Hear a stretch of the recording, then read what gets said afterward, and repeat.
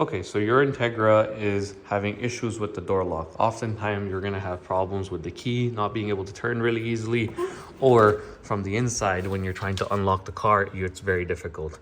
What I found is 99% of the time is due to lubrication, but if your power locks fail, you need to watch this video, especially before you go and buy another set of door locks, which I have right on the table over there. So let's get right into it. Before we get to the locks themselves, the first thing you need to do is get inside your door. There's plenty of videos on how to disassemble your door panel. Taking it off is really simple. You need to pull back this vapor liner, and what you'll see is one cable. If you have power locks, there's going to be one cable that goes directly into the locks. Be careful when you go and buy your new ones. There are plenty of different versions of these door locks. Ones with 3 pins, there's 2 pins. I've seen ones with bigger pins or a bigger clip. Make sure when you're buying it, buy the one that matches your car. I believe pre-2000s, these were different. And depending on the model year, or I should say the model specifically, whether it be GS, RS, LS, these plugs are actually different. In my case, I've got a 3-pin. And here's the lock that came out of the car. As you can see, here's the 3-pin connector. But if you were to go and just pick up a door lock off of any other model, you may run into something like this, and you can clearly tell the difference. The motor here, the housing itself is very small. In here, it's quite big. And as you can see, it's a 2-pin. So what happened was I went and purchased this for my passenger side, and it does not fit. This entire clip is different from the passenger side harness, and I found the same issue on the driver's side. I actually ended up being lucky. The parts company that I purchased this from, that sources these from used cars, was able to give me a refund, and actually then subsequently called me and said we have a 2001 in stock, and I was able to pick up a driver's side replacement one. Thankfully, I noticed right away, one, the housings match, and secondly, the 3-pin clip matches. So please keep this in mind before you go and purchase yourself a new or even a used set of power locks. So in my case, I purchased these used. What I need to do before installing this, and this is very critical, a lot of these moving pieces start to corrode, or they get corrosion built up on the inside, or they just get built up with gunk. Now, the vapor barrier, as you saw in my car, it has seen better days. So what that does is allow dirt and grime to get built up on all these moving pieces, which makes it so difficult to move.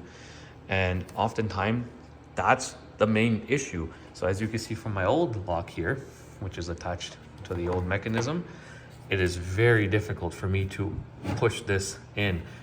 This makes it so difficult when you're inside the car or even outside the car with the key.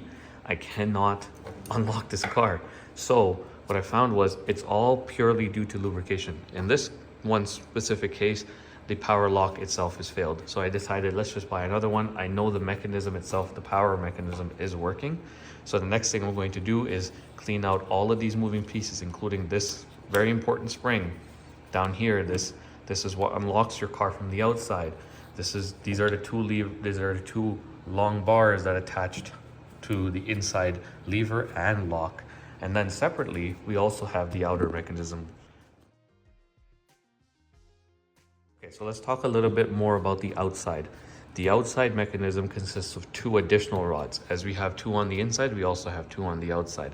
One for the handle, which helps you open the door, and secondly, the key itself. This attaches to the key lock, which then it's hooked onto this, and this unlocks your actual locks on the inside. And this one here, when you're pulling the lever, this pulls this spring down, which actuates the actual, I'm going to call it the mechanism of the lock, which latches onto the door. This right here, you got to be very careful. This is not identical, as much as it looks like it is not identical to the passenger side. They are bent in different shapes, okay? I'm going to tell you that up front, they're not the same shape. And there you go. That's side-by-side comparison of how they're not actually the same shape. The left side is the passenger side and the right side is the driver's side. So please keep that in mind before you go and take off pieces of your old ones and transfer them to your new ones. Make sure you transfer the driver's side to the driver's side and the passenger side to your passenger side. Additionally, what you will need to make sure this stays on and secure are the clips and the washer. This washer, if you lose it, this will keep falling off. I've gone through trying to figure that out, and it's a real pain. In all honesty, you definitely need this washer. If you can figure out a different one, if you lose this, by all means use it, but you need something, because this rubber plastic-ish washer, which slips onto here, is super important before you put this clip on. So correct order of putting this on is you have this rubber plastic O-ring, then the rod goes on, then your rubber plastic washer, and then your metal clip, which then rotates in only one direction. I've noticed it, in my case at least, it does not rotate in both directions. The easiest way I found to put this on is to grab a pair of needle nose pliers, grab it at the ends, and then rotate it. Or the other option is grab a needle nose pliers, put them just on the outside of the inner rings, this right here, and just simply rotate this on very slowly, just like that, and that should lock it in place. Now, the reason why I mentioned to keep these parts clean is because putting this on is much easier then. Additionally, it's much easier to install all of this when all these parts are clean and well lubricated. Your locks will be guaranteed to work, will last you a long time, because if they're not lubricated, the motors have to do a lot more work. Your key will get stuck.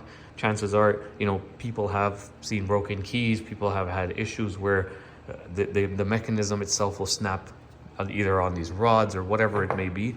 To prevent all of this, make sure you clean and lubricate all moving pieces, but keep it away from the motor if you can.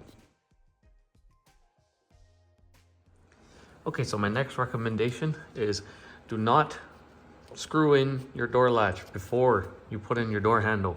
What I found is the best way, and if you notice, it's very difficult to install this door handle. You have to take your time. And I'm going to take this off just to show you really quickly. So as I was showing, to install this door handle is actually pretty difficult without breaking any components. As you can see, that rod that I was telling you it only fits on one side, actually threads into this right here. You cannot, and I'm telling you now, don't try to remove it here. This clip will break. Take the whole handle and unscrew it. Remove this, which is the key lock one. I was mentioning the second side. It just simply pull it out. As you can see, there's a groove right there. And as you do that, you'll have more space to move this around and unscrew the whole handle off of this threaded rod right here. Do not try to remove this. I'm telling you, you will definitely break it. Remove it right here. And once you're done, your door lock should be working just like this. Nice and smooth, just like that. So for more content that can help you fix your Integra's door, plenty more videos on this car. The E36 is gonna make a return to the channel. Please like, comment, subscribe. I'm coming out with more videos, more fire content. Stay tuned. Thank you again. Have a good night.